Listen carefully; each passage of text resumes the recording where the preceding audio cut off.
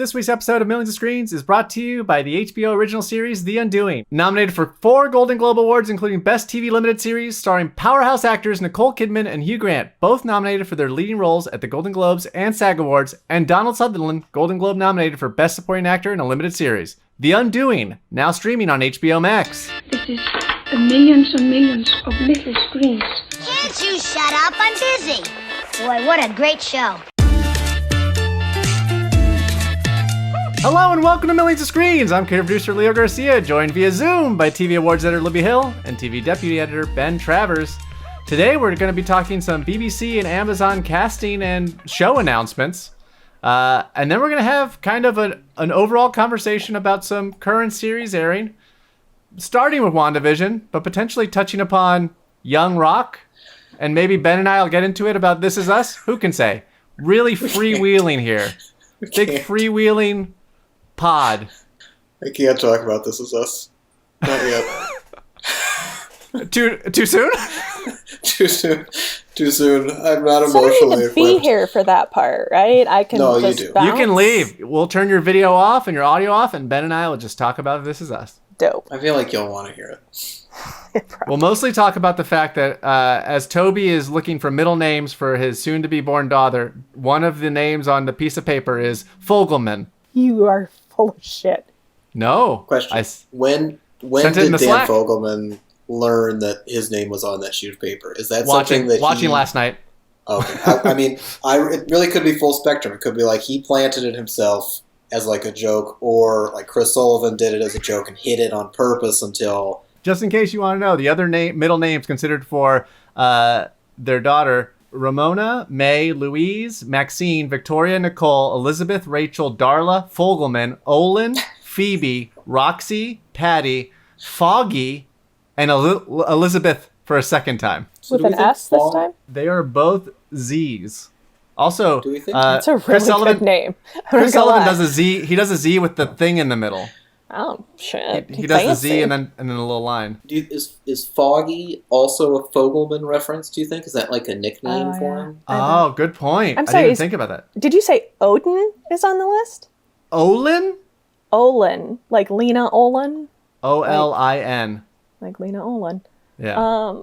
Number one, that's way too long. Like, why? Who has that many middle name options? Like, He was feeling pressured, Libby. He was tasked with coming up with a middle name that he chose all on his own. And no could one not has be ever vetoed done by that. his No wife. one has ever done that and said, No- like, you no pick pushback. it by yourself. COVID Yeah. rules. Yeah, no pushback. He could pick whatever, and there would be no disagreement on what. Ramifications. Yeah, he That's the had swapsies. full naming rights for the middle name. Skipping ahead to the clicker, our recap of the biggest news items from this past week. Guys, it was announced this week that the follow-up to Sally Rooney's very popular Normal People, Conversations with Friends, the casting was announced. Some of the names included Joel Alwyn, Jemima Kirk, and Sasha Lane. How excited are you? I know all three of us, huge fans of Normal People, want to see this new adaptation of Sally Rooney's debut novel. What are you thinking in terms of casting? It's fine. I feel pretty middle of the road about the casting. I think there's a lot of exciting names here. I'm not personally all that familiar with Joe Alwyn. My initial reaction was this is skewing younger than I imagined in my head in terms of his casting in particular.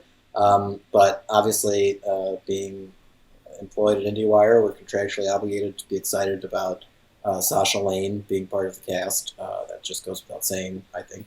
But really, I'm excited. Well, good. I'm glad you can carry that whole excitement over for me. Okay, 'Cause I love only American care about Honey. Lenny and Sally. Just give me Lenny and Sally making more things together, and it'll be great. Yes, I guess I forgot Yeah. to mention Lenny Abramson's part in this all. I mean, like, yeah, that he and Sally coming back together. This is actually interesting. So Hulu picked up and well, in collaboration, obviously, made Normal People. Like, they picked up the rights before the book had been released, actually. And this Conversations with Friends is actually Sally Rooney's debut novel. So they're kind of looping back to, not that they're connected in any way, but they've clearly taken it as proof of concept that Rooney's work is very translatable and adaptable by her. And I think there's no reason to think that this won't work. This is the most exciting TV show to use the word friends in its title since Friends. Oh wow, how are you not the you gotta work in the marketing team for BBC. Speaking of marketing, on Friday, Donald Glover and Phoebe Waller-Bridge broke at least a portion of the internet. I would say the IndieWire-esque portion of it, when Donald Glover announced on his via Instagram that he and Phoebe Waller-Bridge would be working on a new series for Amazon titled Mr. and Mrs. Smith, based on previous IP. And I think there was a general sense of like, this is not YP. This is okay, Pete. Go do it. Go do this. Okay, Pete. We want to see it. That's what I'll write about. Yeah. Okay, Pete. Okay, P. We want to see it. P. Not a lot of details on this one, guys. No, but more than enough fervor to make up for the lack of information that we have.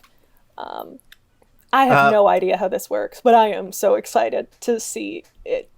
That's all I have. All I could think of, Ben, when this news hit was what you, or Libby, I actually forget which one of you mentioned, when it was announced that Donald Glover was working on that Disney Plus series, and you were like, I just hope that while he's there, he gets to collaborate with other people, and it's the projects they make that are not the Star Wars projects that I'm going to be excited for. And this feels similar to that, because like they work together on Solo, and then this is the fruition of them working together on Solo. My favorite tweet about this is like, was expressing awe at how much sexual tension they had with one of them being a spaceship in Solo, that they didn't know if they were going to be able to process having them together in a series. And I don't blame them. I think that's a very real concern for everyone checking this series out when it comes 3 million years from now. I can't even imagine how many more people are going to watch Solo now that this show is happening. Like, just to get an early glimpse at the chemistry. Yeah, probably like 6. I would bet there's a lot. Like, I'm going to watch Solo now. Like, don't do that. I'm definitely going to watch it. It's a very bad movie. I would suggest that people watch Donald Glover's speech about Phoebe Waller-Bridge at the BAFTAs the year that Fleabag won. He gave a really great speech about her as I want to say, I hope my memory is correct, but I think he gave a long sort of introduction to her acceptance of an award. The thing about this, though, is as you were saying, Leo, I mean, in theory, the way that like the system should work in my brain, it's like the Spielberg, one for them, one for me kind of thing, where like he'd do the big blockbuster and then he'd do like an intimate, more subdued character drama or hard R rated story about the Olympic massacre. But anyway, the weirdness to me is that they're going from Star Wars, where they met, like this big budget blockbuster collaboration, to Mr. and Mrs. Smith, which is like, it's not Star Wars obviously, but it's still a very well-known piece of YP, and it's the two people we want to see working together, and it's going to be a series, which is obviously taking it in a new direction, and I don't think there's any reason not to be excited about it, but I guess I just have to adjust my own thinking a bit, because like I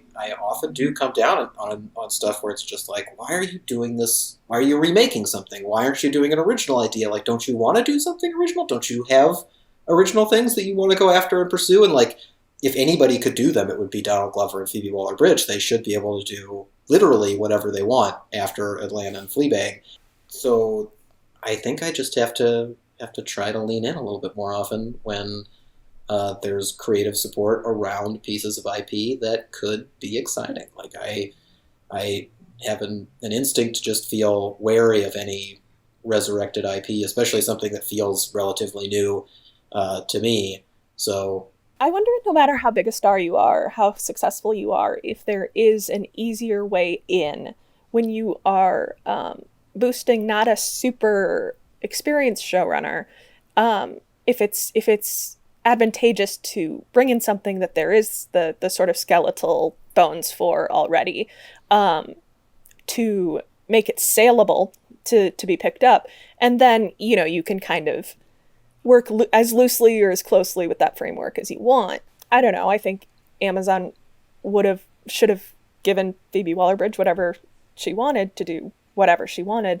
And the same goes for all of those people involved. I just like, that's what I wonder, Ben, is like, in this day and age, is it still easier to use YP? Again, I would think that they could do whatever they wanted, which leads me to think that this is exactly what they want to do. Like, it's hard for me to imagine both of them having like another project that they took to Amazon and saying, we want to do this, and they said no. So they're like, all right, well, what if we do Mr. and Mrs. Smith, and that's our gateway to do the other thing? Like, if we do one more for you, we can do the thing we want. I think this is the thing. Oh yeah, and it's just being excited about it because I'm a grouchy skeptic. So, all right, we got 2 more bits of business before we get to the meat. Number one of my favorite bands, Jawbreaker, was featured on an episode of 911. Their song "Fantastic Planet," and then I'd be remiss if I didn't congratulate my fellow podcast mate, Ben Travers, on being nominated by the LA Press Club for a National Arts and Entertainment Journalism Award for his television criticism. Yay! That's very nice of you. I'm extremely uncomfortable. And That's why we were talking about it. I know, I wanted to make you uncomfortable. You're both monsters and wonderful, and that was a very nice bit of news to receive. That's You all are so I deserving. can possibly say. You're very deserving, and you're in amazing company. This is true. A lot of my favorite people were nominated for that award, so it's kind of just wins across the board. So, but yeah, it's always nice to see the right people getting. And you have to be excited. You have to noticed. be excited about the group of shows that you were nominated with. Yes, very much so. Mindhunter, City So Real, At Home with Amy Stairs, and podcast favorite, Snowpiercer. All right, well, skipping ahead to the meat of today's episode, we are 2/3 of the way through WandaVision's 1 season as a limited series, and there's a lot of thoughts flying around the internet. Well, there always are. There always are. I think there's something to be said that the fandom around this show, with anything, I think, typically populist in nature, MCU related, is pretty fervent. And the idea that you would use your nationally recognized television criticism award, television criticism skills to sort of say, hey, here's what this show could be doing better, is strange. The pushback that we've gotten and I'm speaking from my own opinion, as someone who a few weeks ago asked you guys whether WandaVision was a great show or the greatest show. Yeah, we remember. I read your criticism and I take it to heart, and I was like, these are issues that the show has. And it's so strange that that people sort of aren't able to parse that criticism isn't there to sort of yuck people's yums, but instead say, hey, here's what the show is doing well, here's what the show is not doing well. And I think it's sort of strange that people don't understand that. Oh, Well, yeah. I don't know if I'd say it's strange that they don't understand it, but it does point out, like, the main piece of criticism in this week's review, because it was just this week's review that got a lot of attention, that people seem to spark to, was the idea that I still think of WandaVision as being an overextended feature film, something that would have worked well in a 2-hour chunk, or not necessarily worked well, but like been more efficient in its storytelling and just been a more effective piece of entertainment if it was kind of conduced to a shorter format. And seeing them as weekly installments, it's not that they're releasing them weekly so much as they're trying to make it work where you have a half-hour show that can stand on its own and you can appreciate that story for a week and then move on to the next story. And that's where I feel like they've been struggling. So I talked a little bit about that in the review, and I also was just kind of annoyed because I thought the previous episode, that episode 5, had taken a lot of significant steps forward toward getting us into the good stuff, getting us into the kind of grief and emotional resonance that WandaVision has been kind of keeping at arm's length for so long.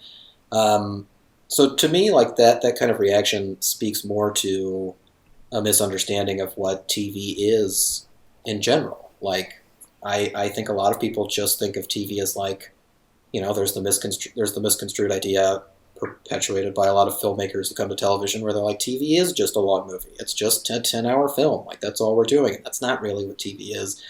There's other people who are like, well, it's on this network, or I saw it on TV, so then it is a TV thing, and that's not also what TV is. So there's labels that people toss out, as Libby talked about. There's just a misuse of language on the internet, or like a shorthand that people use where you're not talking about the same thing and you need to clarify. And some of that is obviously on me for not being clear in the review itself.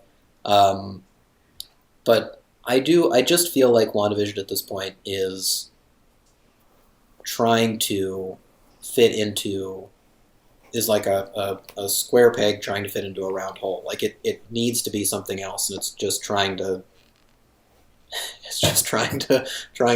twist its shape into something that doesn't quite fit.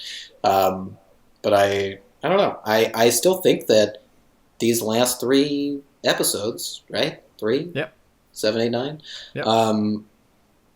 Will have a strong ending. I think they have to, almost. I think they have to deal with so much that if they don't, I think a lot of people are going to feel betrayed because we've been waiting this long for them to dig into it. But I just don't feel like Marvel, being kind of the very knowledgeable, very hands-on storytellers with all of their properties that they are, would allow that to happen. So I think that this thing's going to end well. And to me, it's just still valuable to have a discussion about, okay, but why is it a TV show? And what do you want to do with your TV shows? And what does this mean for the arsenal of TV shows that we're about to see from Disney+? There's a lot of discussions going on about, which release strategy is best for which show. And I think that's something that is part of what we can discuss about WandaVision.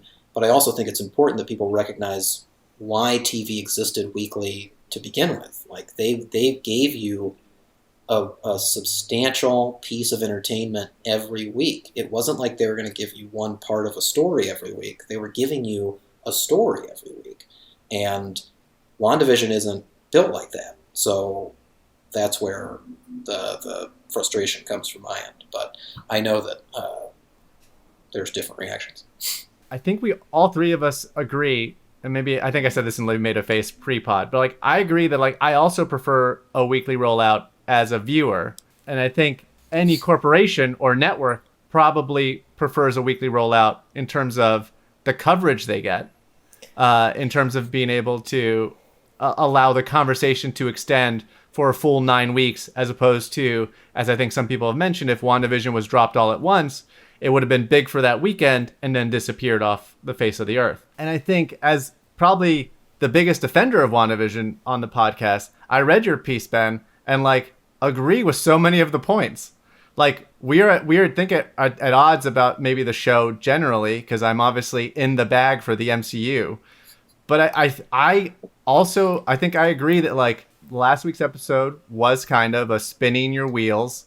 We're getting the same beats, just at a different pitch. Like it's like, oh, this is the same note that we got last week. For 2 weeks, Vision has known that there's something wrong, and maybe he found out one extra thing this week, but like things should be moving faster. And the thing that I mentioned pre-pod about WandaVision, whether or not it was supposed to be binge, whether or not it was conceived as a movie or not, is the idea that it doesn't seem to fit the typical format of television. Every episode seems to end on a cliffhanger, not that it's been building towards the whole time, but rather it just feels like it ends. And it's like, oh, it's over already? And like you look at your watch like, shit, that was it? And it's not a good that was it. It was like that didn't feel paced properly to be over now. I'm fine with cliffhangers. It's the idea is like it almost feels like part of a larger story is just being chopped up into chunks as you move along, and there isn't sort of a natural arc within an overall arc, which is the way typically you build seasons of television. And I think I mentioned this, I haven't done a full, script analysis on WandaVision, but it feels like it doesn't have the typical 3-act with tag structure of sitcoms, whether they be the sitcoms of yore or the sitcoms of today. And I think some of that is seeping through in terms of the viewing experience. I think there's also a problem to be said that this show doesn't act like normal television. You can't just review episode 6 of WandaVision because it's so tied to this larger cinematic universe. And if you haven't watched Age of Ultron, you have no idea what's happening. You're so lucky.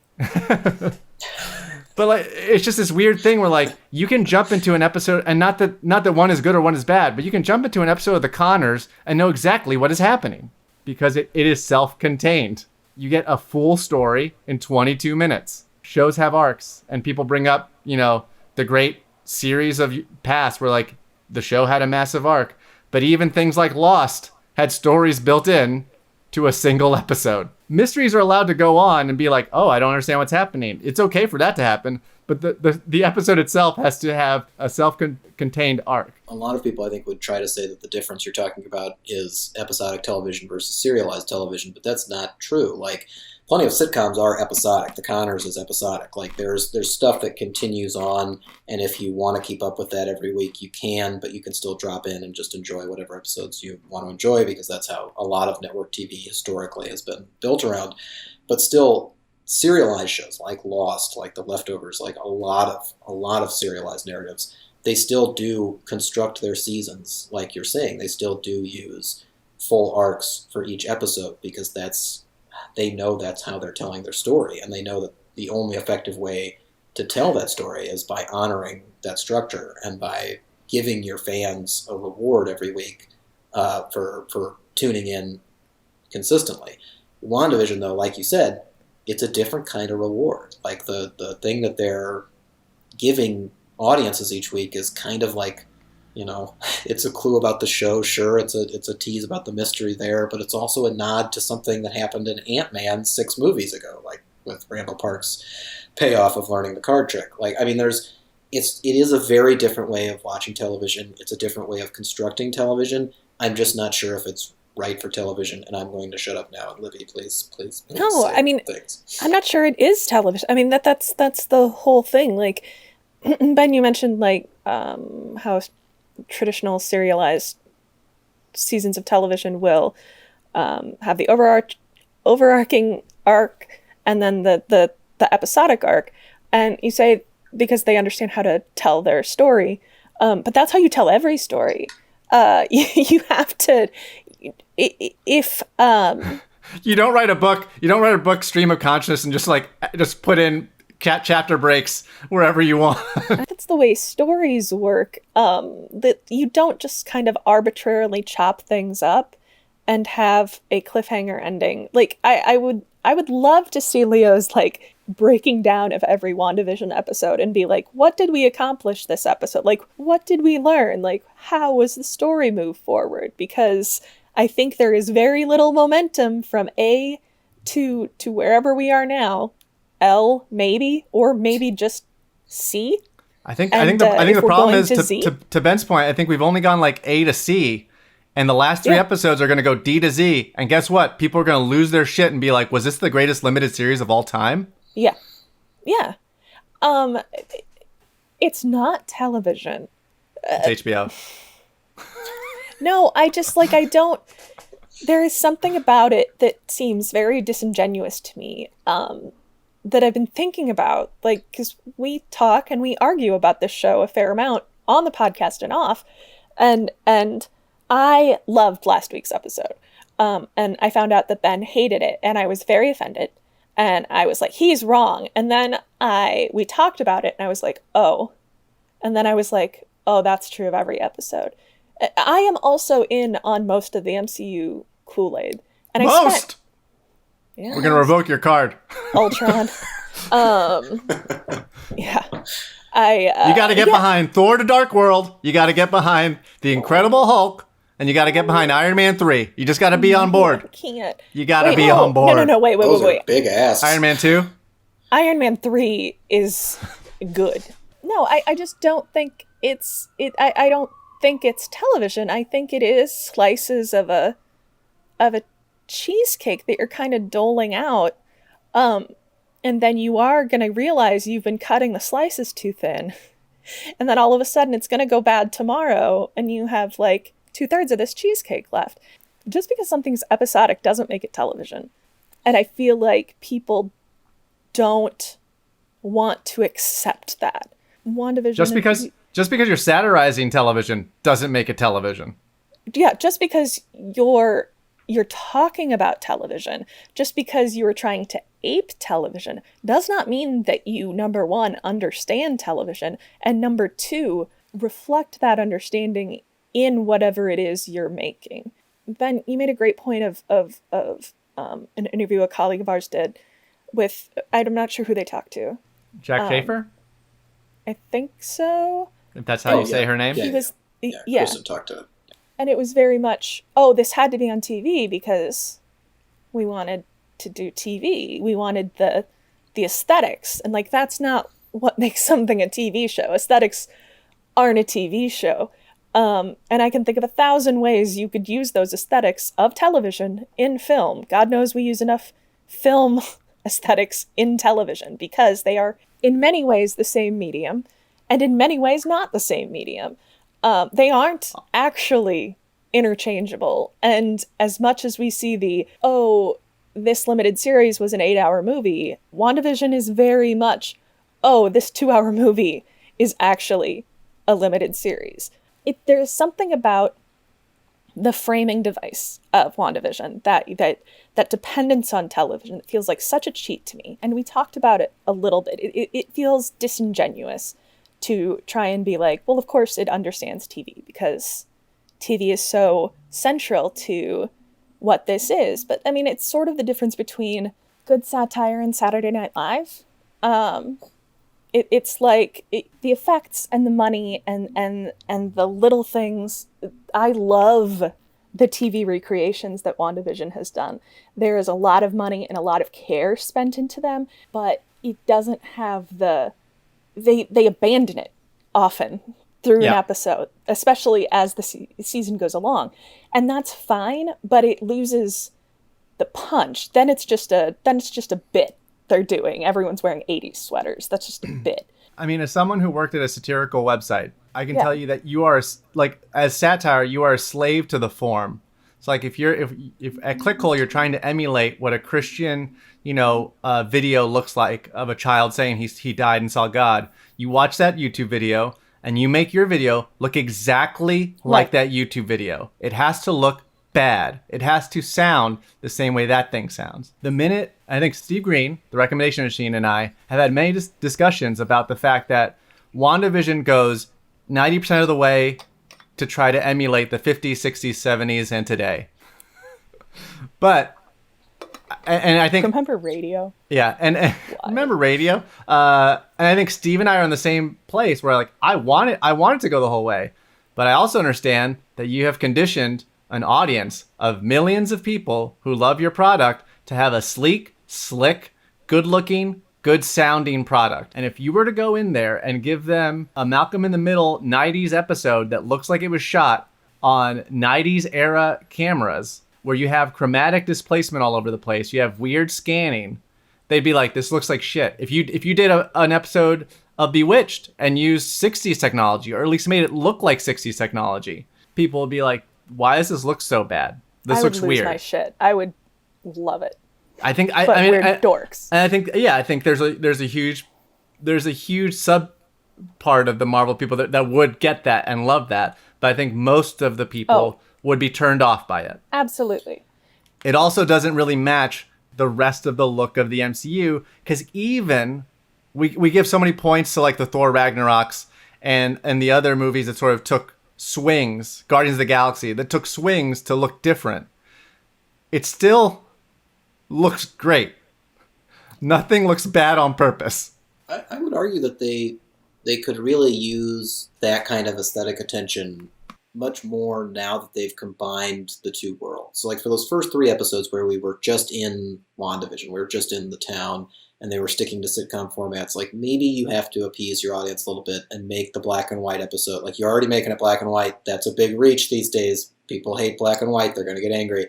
Like maybe you're just like, okay, the rest of it, it's going to look good. We're not going to fuck with it any more than that.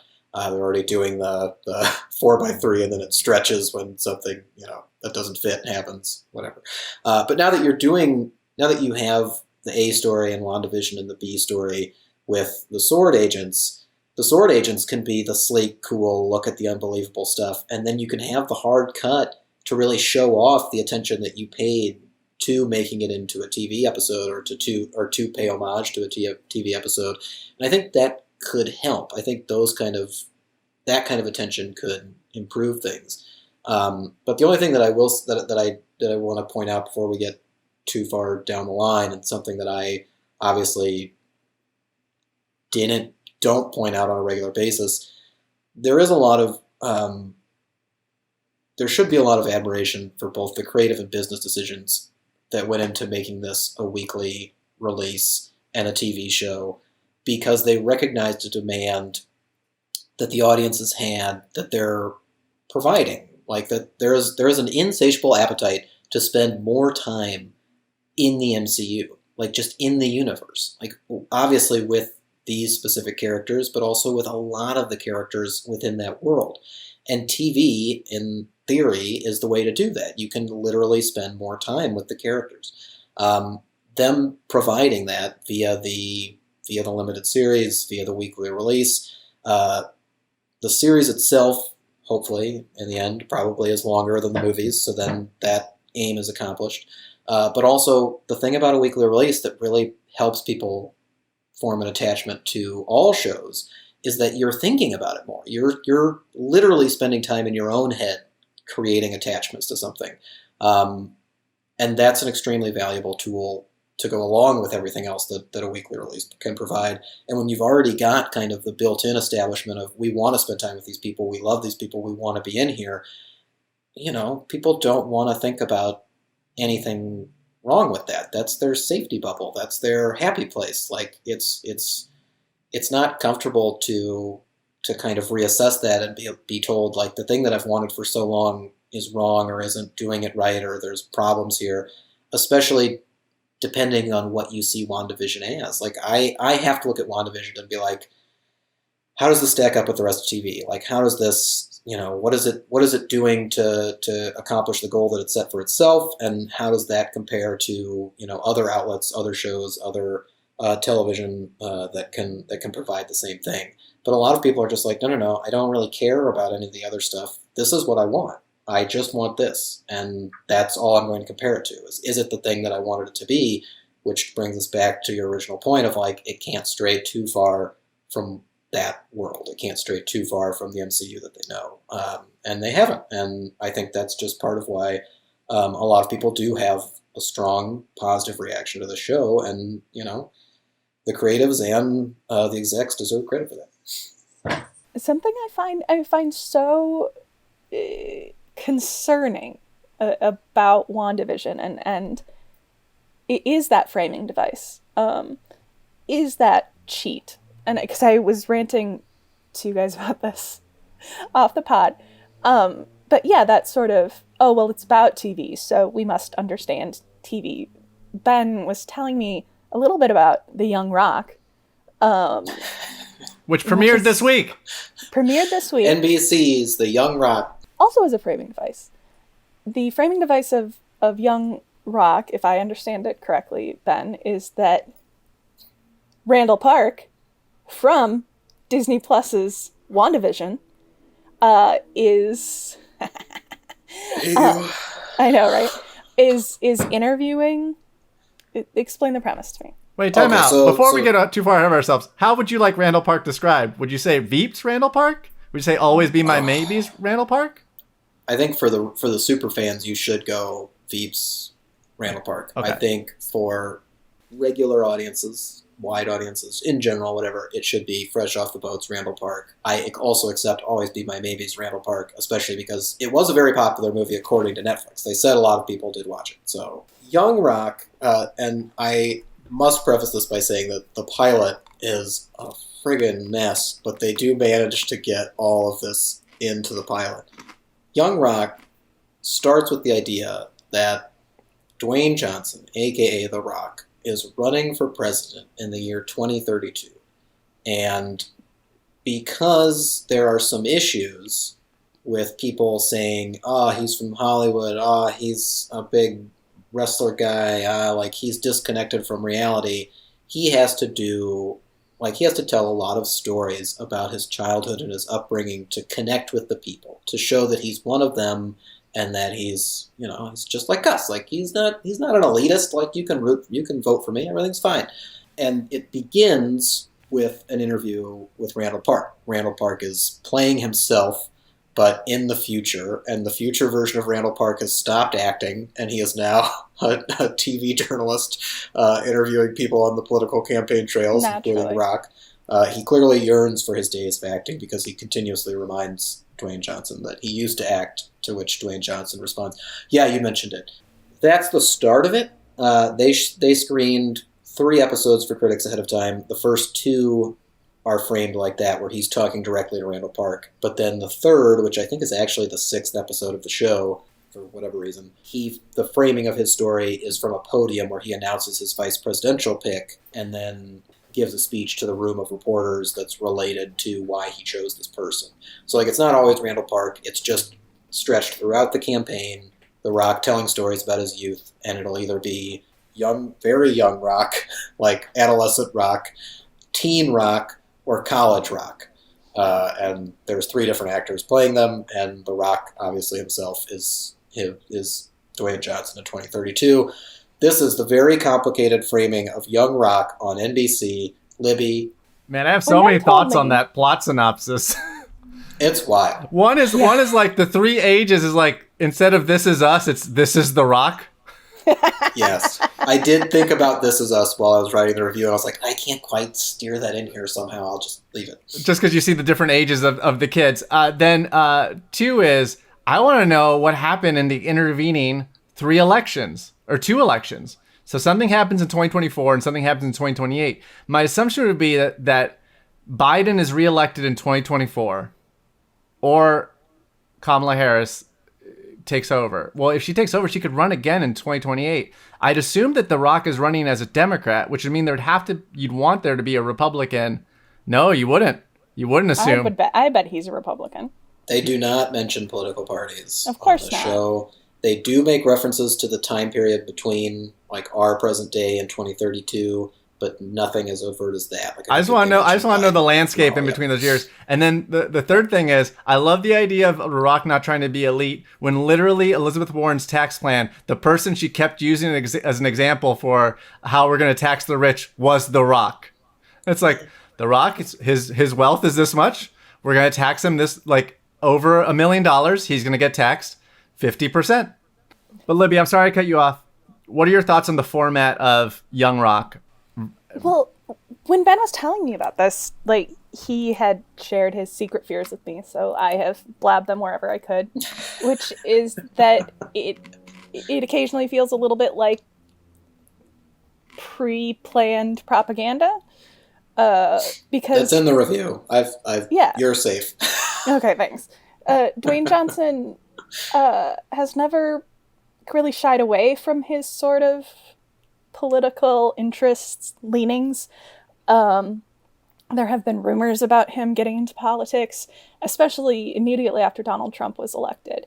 And so there is a sense, there is a sense of foreboding, I think, and a sense of maybe QAnon level conspiracy theorizing here. But if there were unpleasant, if largely innocuous stories from someone's past, how better to get them out and discuss them in the public sphere than to have a sitcom about it where you air a lot of your dirty laundry under the auspices of entertainment, a sitcom, so people know more about you, they feel closer to you, they feel like you're not an elitist, so in 2032 you aren't surprised and are maybe a little excited when someone runs for president. Yes, especially if some of those stories are connected to the University of Miami football program, which I'm no expert in by any means, but it is not a stretch to say that some bad shit happened there in the past. I do not know. I'm not saying any of it involved The Rock. I would never debase or defame The Rock in such a way. But I highly that's recommend. a one rough reach. time. I highly recommend people go and watch The U Part 1 and Part 2 Yes. as a 30 for 30 series to get a good idea of what the University of Miami football program was like at various times in the 80s and 90s. Right, and this is a great example of kind of the complications of a lot of people, I would think, watching the show, because you'd never hold anything against somebody, that they did when they were 10 or when they were like 15. Like, I mean, they're approaching adult responsibilities and all that things, and there could be worrisome whatevers, but like, you're not going to be like, you can't be president because you were stealing shit from stores, which is like one of the bigger confessions that he makes in the interview that they don't want him to make. And he had he just stole a lot of goods. Like, he was actually arrested for, petty theft. Anyway, but once you make the leap to college, like once you take it past young rock, more into Young adult rock. like you're really out there. Legal aged rock. Yeah. Legal aged rock. Oh, I don't know how to take this anymore, because Eligible for the draft rock. Yeah. and plus a lot of the stories that, like, The Rock as a kid, growing up around wrestlers, growing up around a lot of famous wrestlers, moving around the country as much as he did, all of those are a great basis for a show already. If you add those two ages plus The Rock, it's going to be just a good, innocent little kid show. The framing of the presidential race is the thing, and then the college age stuff maybe, but that's the thing where you're just like, this just seems like it's biting off a lot. Like, it's trying to do a lot of things, and I just don't. It's uncomfortable all of a sudden. So, and I would also just say that the creator of the show, co-creator of the show with The Rock, is Nahnatchka Khan, who also worked with Randall Park on Always Be My Maybe, and also created Fresh Off the Boat with Randall Park. And she is amazing. And the way that she is able to kind of guide you through all of this, even in the messy pilot, is astounding to me. Like, it's still a very fun show with very good quips and really, like, great casting. The casting of each individual rock is right on the money, but also his family is just so perfectly orchestrated. Ben's so on it board. just feels like Rock 32. I really want to be. I'm just so uncomfortable. That's the thing, though. But it reminds me in that sense of WandaVision, is there's this framing device that they want to stand for one thing, and I'm worried they want to stand for another. And that's a concern. I don't know. Like, it's I don't remember what my conclusion was here, but it's not like product placement. It's not like subliminal messaging, but I think there are shows that try and use things in their structure or use ancillary elements to pull off things or accomplish things, narrative things that they don't necessarily earn, at least for WandaVision. And then the young rock is just a scary dystopian future, because I can't think about another person in this in SAG being president. He learned all the lessons from The Apprentice.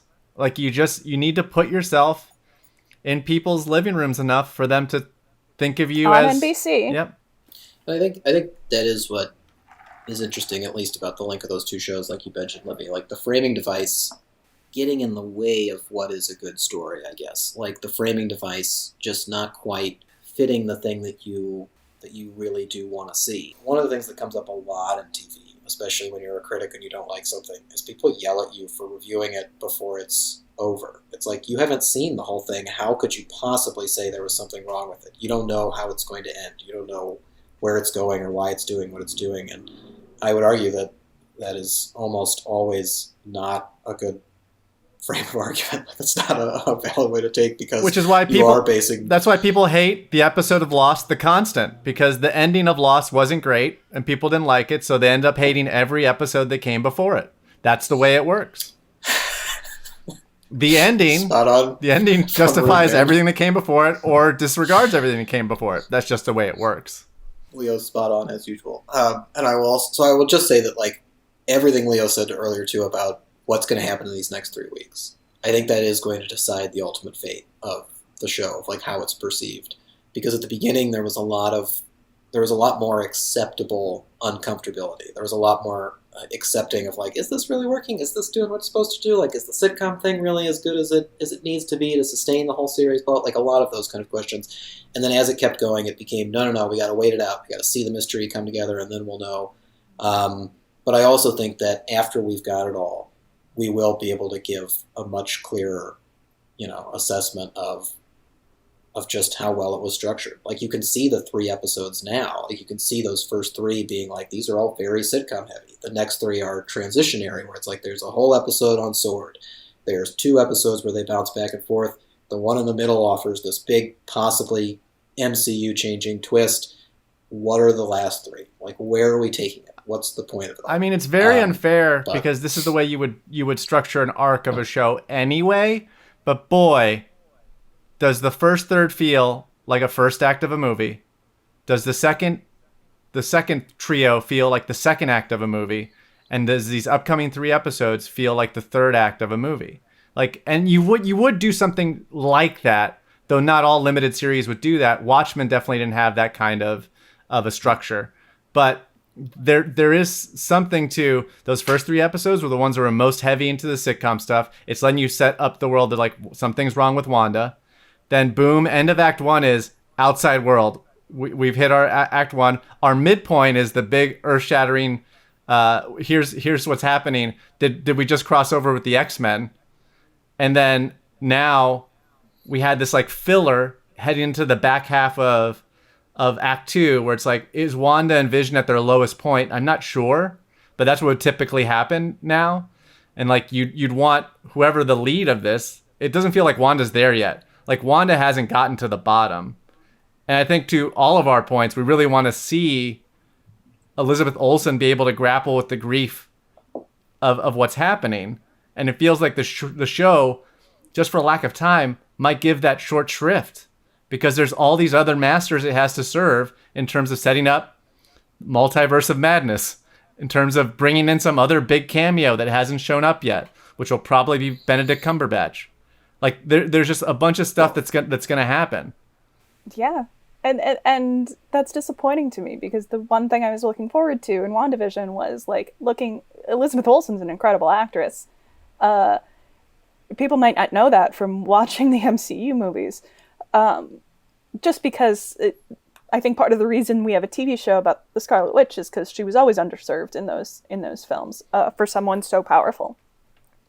But I mean, I have to imagine that Wanda's bottom will come, that Wanda's low will come, after a big confrontation with Vision, which I feel like is inevitable in this next episode. But yeah, I don't know how quickly they're going to have to pivot to, like you said, a setup for all of the other series, for the next film installment. Like, I'm concerned. I loved Endgame. It did what it needed to do probably as well as any film could have. It was an impossible task. I don't know if WandaVision can get there. I don't know if it can succinctly and satisfyingly fulfill all of these arcs because I'm not sure I'm invested in them yet, which is a problem. Like, I'm still waiting to really invest in Wanda and Vision together. I'm still waiting to really invest in sort of what's happening with S.H.I.E.L.D. or Sword. I'm waiting for what's next, and I'm afraid what's next is another TV series. It's not the end of WandaVision. It's Winter Soldier and Falcon, or further on. I don't want these all to feel like prequels to Multiverse of Madness. And I think as I think the staunchest defender of the MCU overall, and then also someone who really loves WandaVision, I've mentioned a lot of my quibbles with it. It feels like the 3 shows we talked about a couple of weeks ago that are sort of vying for time on WandaVision, which is like the pitch perfect parody of sitcom tropes. Wanda's dealing with the grief and fallout, and then this third overarching Sword, big bad thing that is happening. Are all kind of doing each other this service. Like, I don't know in 9 episodes if you can tell all 3 of those stories properly. And maybe the series is better if it's just Wanda's grief and there is no big bad and there is no Sword. You're talking to the right people. If it was just Wanda's grief, I know Libby and I would be over the moon about this friggin' show, and sad white a lot girls. of other people, would be pissed. So mad. And the sitcom So stuff mad. sort of undercuts, and I understand why they're doing it. I understand the idea of having the juxtaposition of this incredibly dark situation where she's lost her husband and she's created two sons out of nothing, mixed with we're doing Malcolm in the Middle or we're doing Full House, and we're undercutting this super dark storyline with these very poppy, happy sitcom tropes.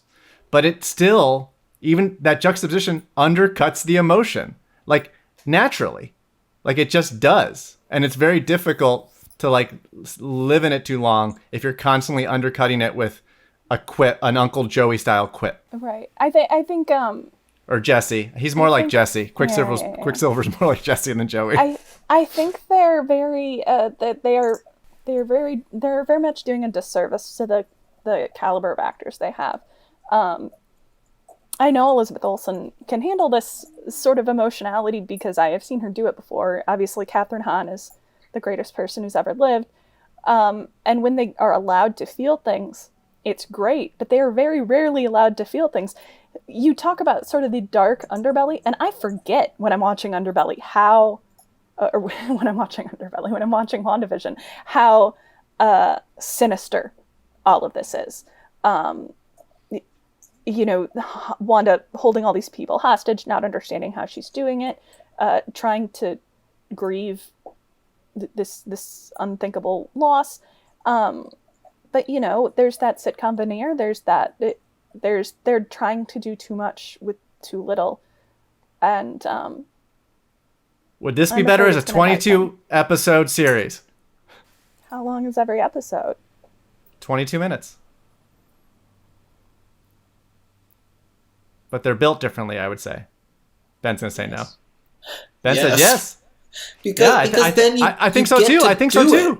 I think so I think too. you gotta go one way or the other. You gotta figure out that you really want to mine the depths of her grief, and you can spend like 5 or 6 episodes doing that, and as well as pay homage to the sitcoms that you want to pay homage to, and then you're not restricted to like choosing kind of one show or a weird blend of shows for each episode. You can actually just commit to one show for an episode, which would be pretty fun.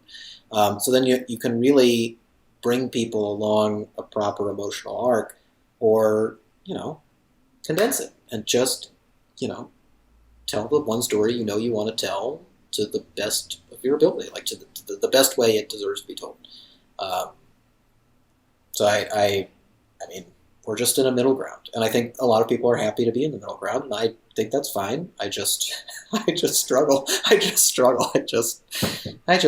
I'm calling it. We've been talking about WandaVision for over an hour. We got to stop. I don't know if we've been talking about it over an hour. But real quick, predictions for the ending of WandaVision. What we got? Libby, who wins? Who's the winner? Who's the MVP of WandaVision? Who wins WandaVision season 1? MVP? Who wins? I don't know. Can it still be Kathryn Hahn? Yeah, who comes out on top? Does she have Probably. time? Does she have time? Yes. Yes, she does. Okay, Kathryn Hahn is Ben's. The Royal Rumble ends, and Kathryn Hahn, to mix wrestling metaphors from Young Rock, Kathryn Hahn Thrown off comes the out cage. on top. Yeah. College Rock is the winner of WandaVision. I'm going United with Wanda, States is guys. the I think Wanda might be the winner of WandaVision. I don't know if that's a reach. Whoa. Take it easy, Rube, man. Vision? Jeez. No. I think If there is a vision at the end of WandaVision, then yes, he is the big winner. I think Pietro, guys. Okay. I think he is more than what he seems. Oh, I also agree he is more than what he seems. Millions of Screens is a production of the Penske Media Corporation IndieWire. Theme music features excerpts of the classic YouTube video Bjork Talking About TV and Willy Wonka and the Chocolate Factory. Editor-in-Chief is Dana Harris-Brightson. Our publisher is James Israel. And our executive editor is Ann Donahue. Our favorite middle names for Kate and Toby's newborn child on This Is Us are Elizabeth, and Olin. Millions of Screens endorses Elizabeth. Fogelman. You can find us on Twitter at A Million Screens, at Midwest Spitfire, at Ben T. Travers, and Leonard Garcia. You can find us on Apple Podcasts, Spotify, Google Play. So leave a review and let us know what you think. This has been Libby and Leo. Remind you as always that you shouldn't let poets lie to you.